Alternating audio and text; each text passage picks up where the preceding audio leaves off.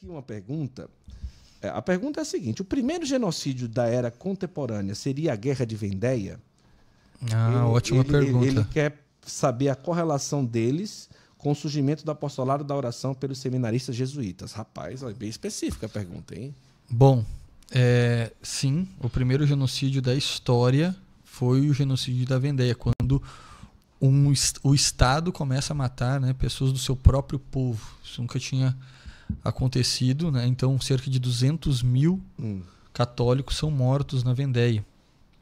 E esses católicos, eles são frutos da missão de São Luís Maria Grimão de Montfort. Olha! Que evangelizou toda aquela região. Inclusive, quando a gente foi agora, ano passado, para o Museu Histórico da Vendéia. Foi o primeiro grupo da América a visitar esse local, onde aí eles reconstruíram uma igreja onde 600 pessoas foram mortas, queimadas dentro daquela igreja. Uau. Então eles restauraram tudo. Desculpa a ignoração, onde que fica? Fica ali na região de...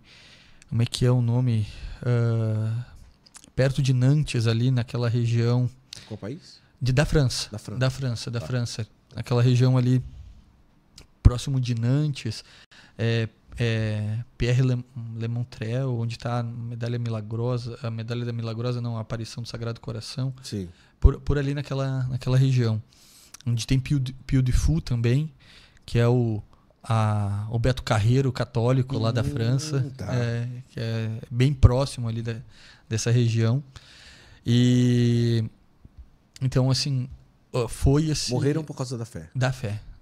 Simplesmente porque eram católicos e que não queriam adotar as recomendações da Revolução Francesa, né? A postura da Revolução Francesa, e foram dizimados, né? Dizimados.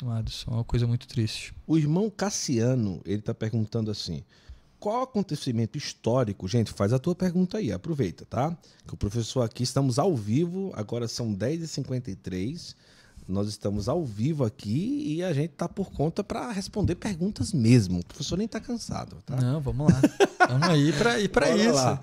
Faz a tua pergunta. Vamos lá. O Natanael tá cansado, a gente fica aqui. O Natanael aí já dormiu, já acordou, já tudo. Qual acontecimento histórico que levou a França a ser considerada a filha predileta da igreja? Perfeito. A França foi a primeira nação católica da Europa. O primeiro reino católico do mundo, vamos dizer assim, foi a França. Então, os francos foram o primeiro povo a se converter. Deles vai surgir o Império Merovíndio com Clovis, e dali vai surgir a França. Então, por esse motivo, ela vai ser essa filha predileta. E depois, com o Carlos Magno, a França vai expandir, vai dominar boa parte da Europa, ali do Império Carolíngio. E durante esse processo, Carlos Magno foi fundando mosteiros, fundando escolas, e por isso ela ficou com essa fama, né, de ser a filha predileta, porque foi a primeira nação, né? Eu costumo dizer que o ódio que se tem hoje à Europa é um ódio porque Deus é eurocêntrico, né? Porque Deus ele escolheu a Europa. A providência divina escolheu a Europa para dela trazer toda a evangelização do mundo. Escolheu o grego, escolheu o latim e escolheu aquele povo para evangelizar o mundo. Então hoje a gente percebe tantas guerras que ocorrem na Europa, tantas destruições que ocorrem na Europa, que querem destruir na Europa, para destruir essa marca católica da formação daquele povo. Então por isso ela é filha predileta da igreja. Muito bom. Um professor ateu que eleva diferentes deuses e a evolução do macaco para o homem. É um desafio gigante para minha filha de 11 anos. Terrível. A pessoa colocou aqui. Gente, façam o curso e sejam alunos. Pode matriculá-la na Escola Atlas, não é isso? Tem a Escola Atlas.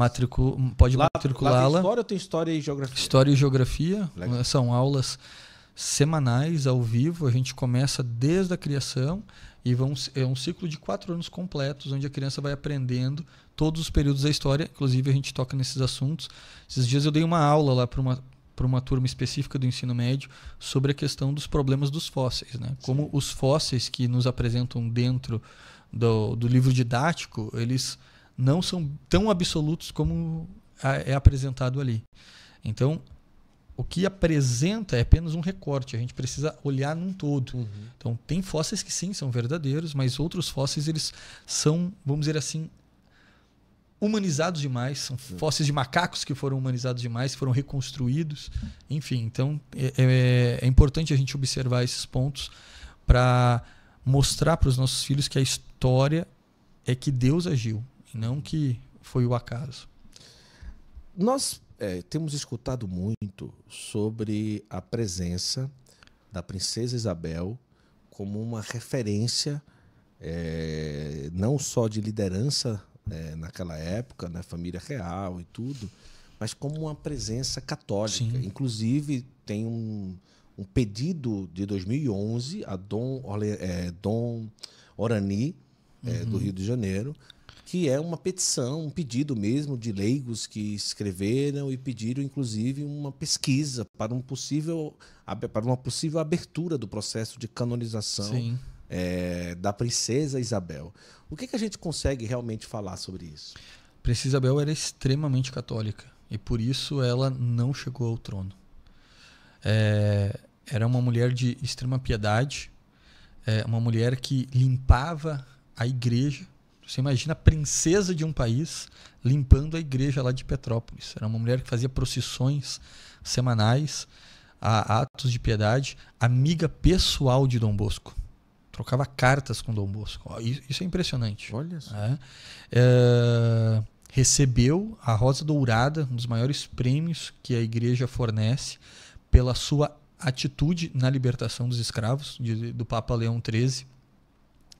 Uma mulher muito devota, uma mulher que possuía vida de oração e de piedade.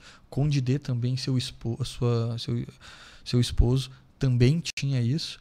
Então, ela era considerada pelos inimigos da fé, principalmente os maçons, como uma possível Dona Maria a Louca, que Dona Maria era a mãe de Dom João VI. E ela recebeu esse apelido, a Louca, porque ela era muito católica. Então ficou apelidada pelos iluministas desse jeito. Os iluministas que venceram na narrativa histórica contam a história dessa maneira. Então eles não queriam de forma alguma que a princesa Isabel assumisse. E quando ela liberta a escravidão, ela sabia da possibilidade dela perder a coroa. E é um ato de coragem muito grande ela ter feito isso. E depois ela vai para a França, perde seus filhos na guerra, na Primeira Guerra Mundial. É uma coisa muito terrível, uma vida muito dolorosa. E eu acredito muito nessa santidade dessa mulher, por todos os atos de piedade que ela desempenhou na vida. Assim. Então é uma coisa que não se comenta muito, mas em Petrópolis ali tem muita documentação da participação dela dentro da igreja, assim.